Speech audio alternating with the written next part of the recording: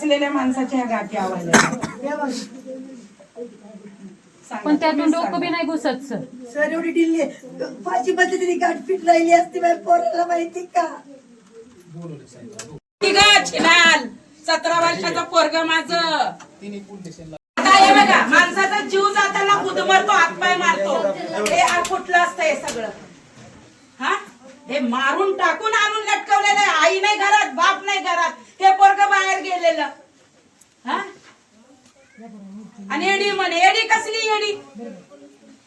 हे मर्डर आहे सर. गादी बिदी टाकलेली, ज्याला सुसाईडच करायचं ते झोपायला बिपायला नाही दिली गादी बिदीला. कार्यक्रमच करणार आहे म्हणून. आणि 17 वर्षाचा पोरग आहे ते.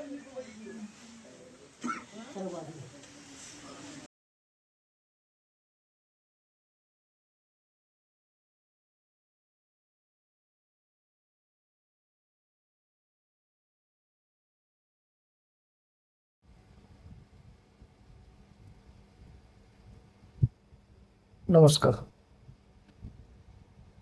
मी नितीन पवार, सत्यशोधक आवाज यूट्यूब चॅनलचा संपादक. शिरूर तालुक्यामध्ये फारच गंभीर स्वरूपाच्या घटनांमध्ये वाढ होते. शिरूर तालुक्यातल्या कवठे MIAचे एका त्याच्या आईच्या म्हणण्यानुसार 17 वर्षाच्या लहान मुलाला त्याच्या आईच्या म्हणण्यानुसार बळजबरीने धरून पकडून हातपाय आवळून किंवा 2-3 जणांनी पकडून त्याच्या गळ्याला फाशी दिली गेली. आई घरी नव्हती, घरात कोणी नव्हतं. अगोदर या मुलाचे आणि इतर 2 मुले आणि एक मुलगी त्या ठिकाणी आहे. यांचे कशावरून तरी अगोदर वितुष्ट आलेलं होतं. त्यानंतर त्याला गाडीवरून अडवण्यात आलेलं. अडवल्याच्या नंतर त्याच्या घरामध्ये तो फाशी घेतलेल्या अवस्थेमध्ये आढळतो.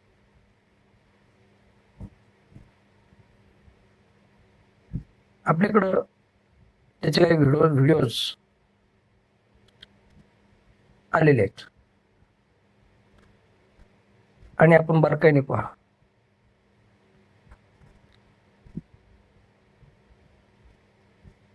व्हिडिओजमध्ये जो फाशी घेण्यासाठी दोर बनवलेला आहे, तो दोर डोक्याच्या वरून खाली मानेकडे जाऊ शकत नाही, इतका लहान आहे.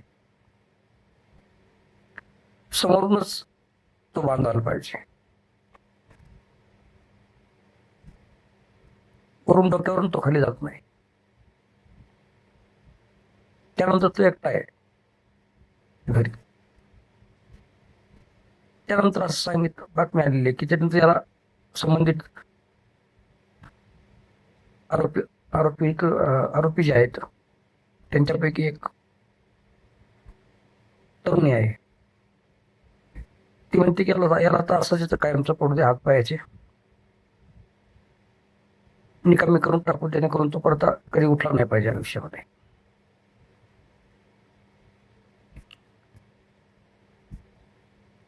बाकी या व्यक्तींची नावं वगैरे सर्व आहेत. मुलगा लहान आहे तो.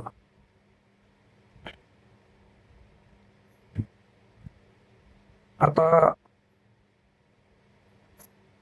रोज अशा घटना घडायला लागल्या. शिरूर शहर, शिरूर तालुका शिरूर ग्रामीण, ग्रामीण म्हणायचं आता काय त्याची अवस्था राहिलेली नाही. मुंबई पुण्यासारख्या शहरांना असं देखील लाजवेल इतकी गंभीर स्वरूपाची गुन्हेगारी शिरूरच्या ग्रामीण भागामध्ये गेल्या काही दिवसापासून आपण पाहतोय.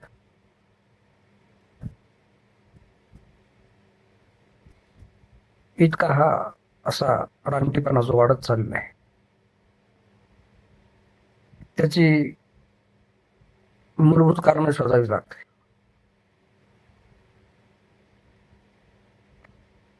बेधडक काय हातामध्ये घेतली, पुढे त्याचे काय परिणाम होतील याचा विचार अशा वेळी या लोकांच्या मनामध्ये काय येत नाही. यांना घरातून, शाळेतून, कॉलेजमधून, समाजातून नेमके कोणते मेसेज पोहोचतात आणि त्यांची मानसिक जडणघडण अशा प्रकारे होते की थेट एखाद्याला मध्यपर्यंतच मारणे किंवा क्रूरपणे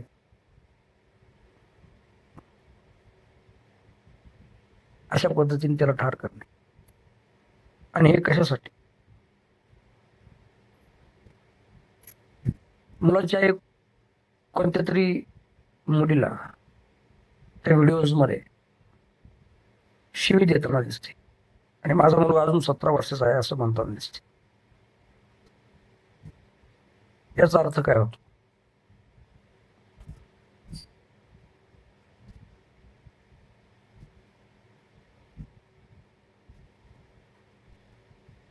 अनेक अशा प्रकारच्या तरुणांच्या या हिंसक घटनांच्या मध्ये हमखास नेहमी एखादी मुलगी, तरुणी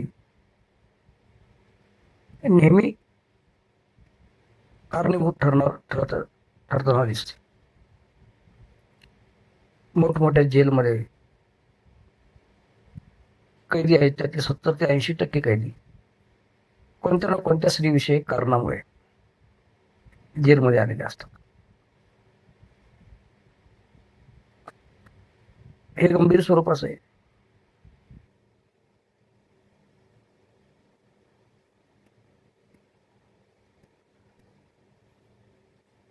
आरोपी कोण आहेत?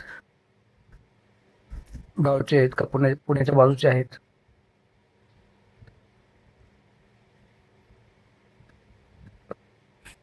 मृत झालेला मुलगा कोण आहे? कुठं राहतो? कुठल्या जाती धर्माचा आहे? याच्याकडे बघू नका. मला माहिती आहे हमखास तुम्ही नाव पाहिल्यानंतर तसं समजतं.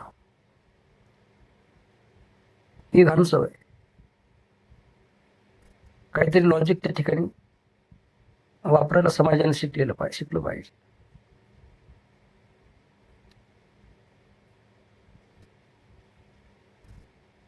तरुण बेभान आहेत.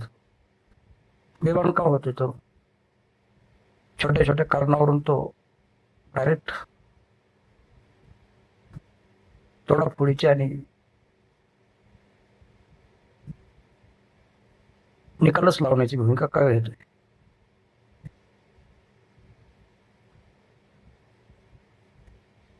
समाजातून त्याला तसा मेसेज जात आहे.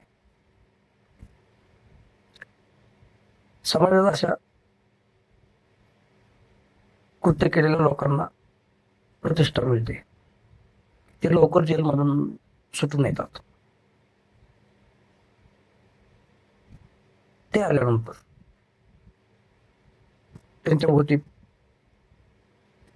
काही मिनिटांमध्ये 50 ते 200-300 लोक जमा होतात.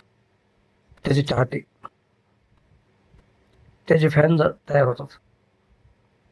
अशा गुन्हेगारांचे म्हणजे त्यांना प्रतिष्ठा दिली जाते समाजाकडून. हा समाज कुठल्या योग्यतेचा भडक झालेला आहे. आणि मग या घटनेमध्ये सुद्धा एक सराईत गुन्हेगार अगोदरचा आपल्याला आढळतो. तो यापूर्वी पण काही तडीपार केलेला होता.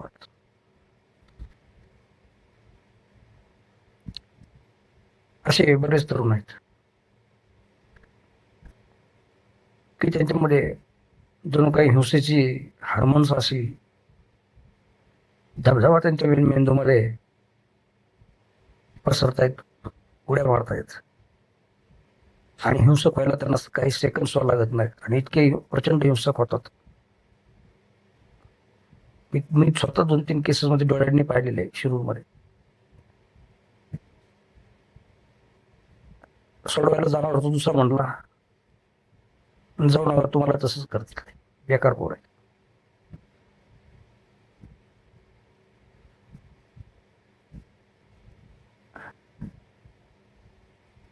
म्हणजे काय स्थिती, लोकसंख्या इतकी, प्रचंड गर्दी इतकी, म्हणून काय झालं, प्रत्येकाला कुटुंब आहेच, प्रत्येकजण शाळेत गेलेला आहे.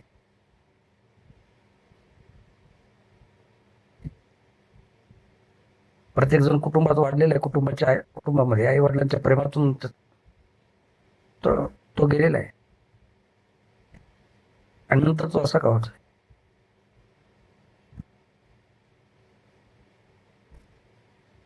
एकच या ठिकाणी मी सांगू इच्छितो की हे लवकरच अशा प्रकारच्या घटना ज्या आहेत या फार आपल्या जवळ आले, घडणारे जवळ आलेले आहेत. जोपर्यंत स्वतःच्या बाबत असं घडत नाही तोपर्यंत समाज जरा विचार करायची सवय नाही आपल्या पहिल्यापासून. त्याच्यामुळे तो परकीयने राज्य करून गेले आणि हे आपल्या आपल्या कोशामध्ये, आपल्या आपल्या सेलमध्ये रममान झालेले असतात.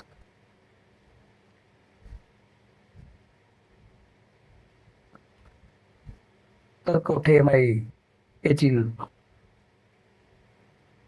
17 वर्षीय मुलाचा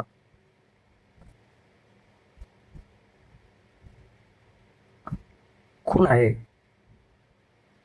कार पाळते आहे.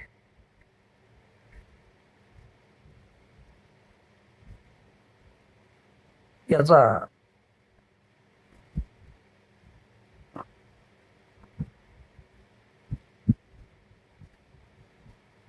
तपास शिरूर पोलिसांना लावावा लागेल अचूकपणे, नाहीतर हे असं घडत चाललंय, वाढत चाललंय, कोणी सिरियसली घेत नाही, नंतर ही फार वाढेल आणि परत काय झालं नाही असा मेसेज जर गेला तर पोलिसांची भीतीही कोणाला राहत नाही. पोलिसांचा धाक राहिलेला नाही. पोलिसांचा धाक वाटला पाहिजे. विशेषतः पोलीस कॉन्स्टेबल जे फिरत असतात त्यांच्याबरोबर हे गुंड प्रवृत्तीचे थोडेसे चेष्टा मस्करी करत असतात, काही वेळेस पीच खात असतात. आणि जर असं असेल तर मेसेज हा जातो की यांना काय घाबरायचं.